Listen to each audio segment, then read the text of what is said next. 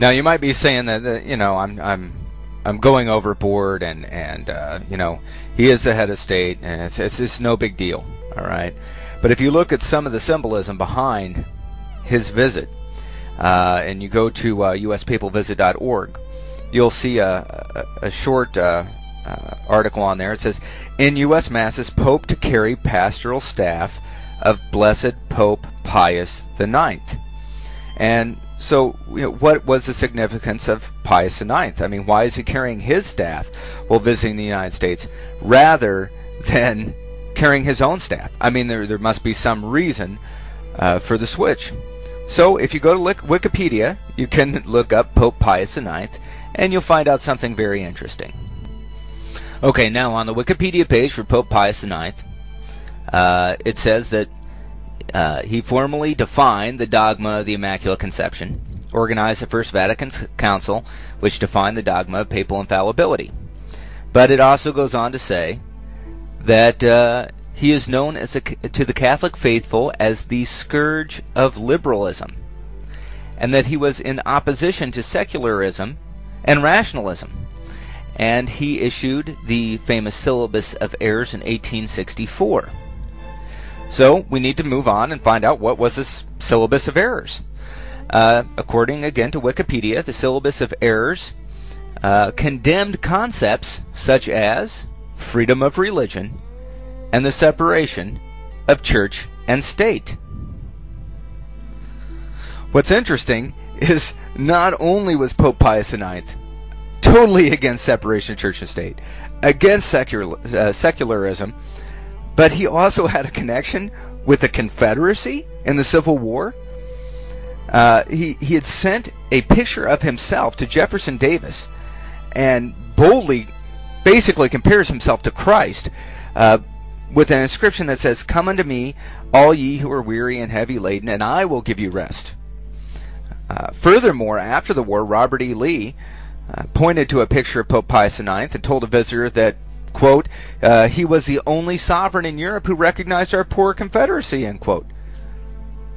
I mean, so now, what do we have? We've got Pope Benedict XVI, a former Hitler Youth, coming to the United States, being welcomed as the head of a theocracy, welcomed into the White House with a 21-gun royal salute, while he carries the staff of a former pope who supported the Confederate States of America during the Civil War and was against secularism and against the principle of separation of church and state. So now we have a pope who basically has proved with his symbolism that he's against the separation of church and state, one of the founding principles of our country, welcomed by a president who is hostile to the separation of church and state. He comes claiming to be a man of peace, and our president calls him a man of peace. And at the same time, he is serenaded by a choir of soldiers who sing the battle hymn of the Republic.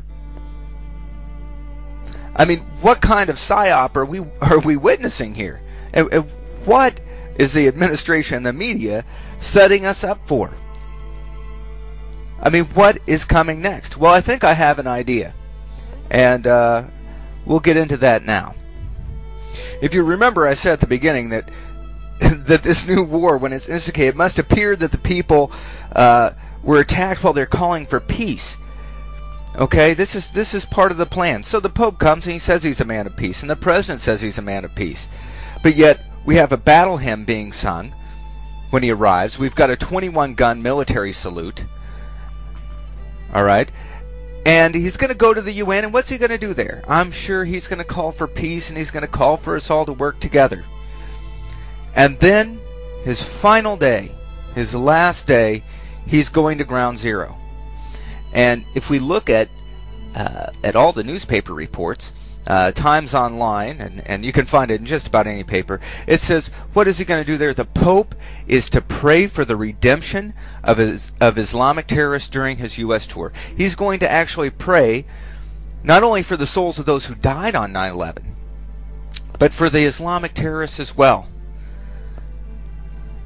Do you feel a setup happening? Because I think I think I can really see this war, the motivation for this next war, coming into place.